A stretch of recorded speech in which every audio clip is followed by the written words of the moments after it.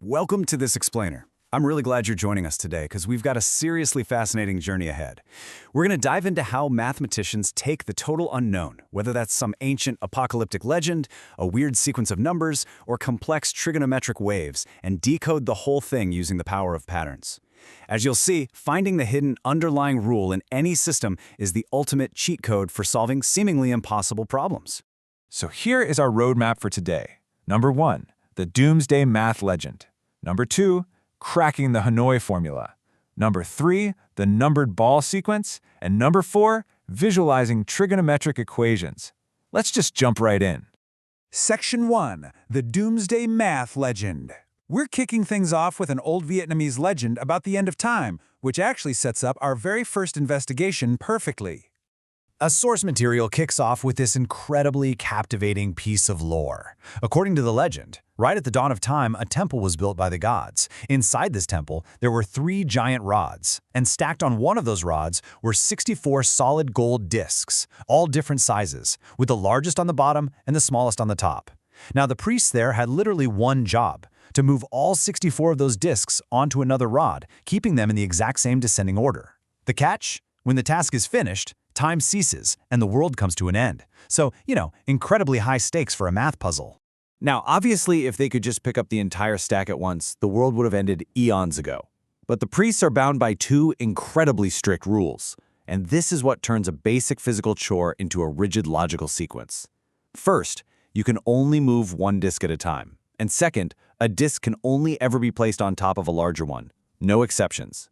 You absolutely cannot put a larger gold disk on top of a smaller one. To wrap our heads around the scale of this, we kind of have to start small. If we look at a miniature, desk-sized version of this puzzle with just 3 discs, the absolute minimum number of moves it takes to get those 3 discs to the target rod without breaking those 2 rules is exactly 7 moves. Okay, so that sets our baseline. Section 2, cracking the Hanoi formula. Here's where it gets really interesting.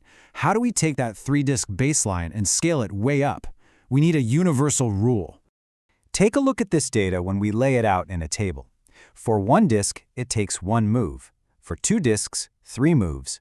For 3 disks, as we just saw, 7 moves. And for 4 disks, it jumps to 15 moves. Look closely at the relationship between the number of disks on the left and the moves on the right. Notice how fast those minimum moves are scaling up. 1, 3, 7, 15. Do you spot the exponential pattern hiding in there? Boom! There it is. This formula perfectly captures our mathematical rule. You just take 2 to the power of n and subtract 1. Let's test it out. If n is 3 disks, 2 to the power of 3 is 8, minus 1 is 7. Perfect. If n is 4 disks, 2 to the power of 4 is 16, minus 1 is 15. It's a beautifully elegant formula that cracks the puzzle wide open, no matter how many disks you throw at it. Which brings us right back to the million-dollar question. Is the world coming to an end anytime soon?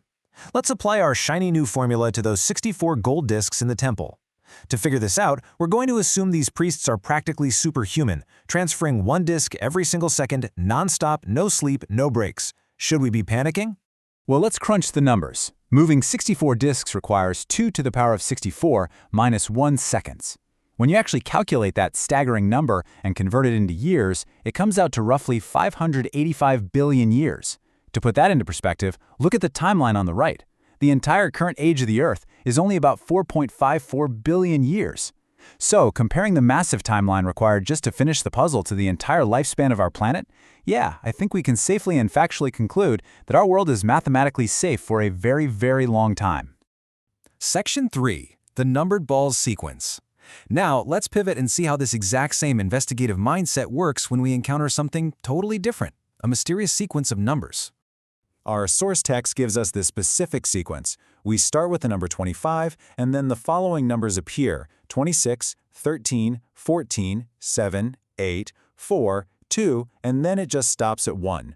Just like the golden discs, there's a hidden mechanic here dictating exactly how we get from one step to the next. Like, how does 25 become 26, but then 26 immediately drops to 13? The secret is that this sequence runs on a super simple alternating 2-part rule based entirely on whether a number is odd or even. Check it out. If the current number is odd, like 25, you add 1, which gives you 26. If the number is even, like 26, you divide it by 2, which gives you 13. Since 13 is odd, add 1 to get 14. 14 is even, divide by 2 to get 7. And you just keep cycling through that logic until you hit 1 and the whole thing stops. Once you actually decode the rule, you can start asking some really fun questions. For instance, what's the longest possible sequence you could generate if you had to start with a number under 100 or under 1,000? How would you use this alternating rule to game the system? You'd probably want to find numbers that produce long chains of odd numbers, so they keep growing by adding one before they inevitably get chopped in half, right? Section 4. Visualizing trigonometric equations. For our final act today, we're going to take this exact same pattern-finding logic and apply it to trigonometry.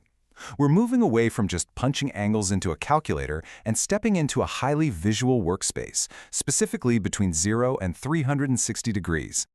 The text outlines a really great activity using a graphics calculator.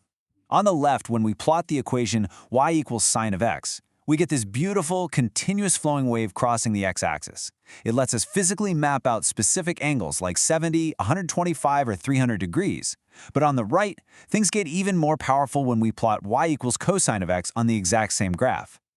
Suddenly, we aren't just staring at isolated numbers. We're visually investigating exactly where these different trig ratios intersect, how they behave, and how they relate to each other across the entire 360-degree spectrum.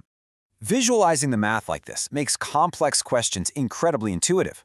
For example, why does the equation sine of x equals 0.7 have two different solutions between 0 and 360 degrees? If you just use a standard calculator, you might only get one answer.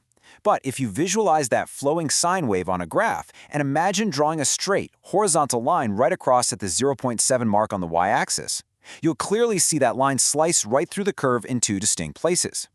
Two intersections simply mean two solutions. It's right there in front of you. Let's break down some specific challenges to see this strategy in action.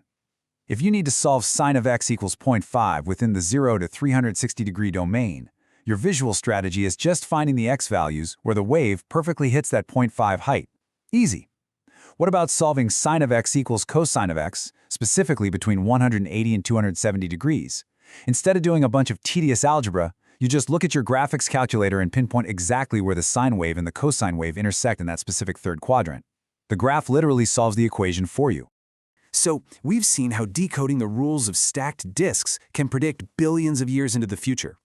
We've seen how a quirky odd-even rule can generate massive chains of numbers. And we've seen how graphing waves can visually solve complex equations. I want to leave you with this final challenge based on our text today. If you plotted the graphs to solve sine of x equals tangent of x and cosine of x equals tangent of x, what new hidden patterns do you think you'd uncover? Remember, finding that underlying rule is always the ultimate key to mathematical mastery. Thanks for exploring this with me today, and keep looking for those patterns.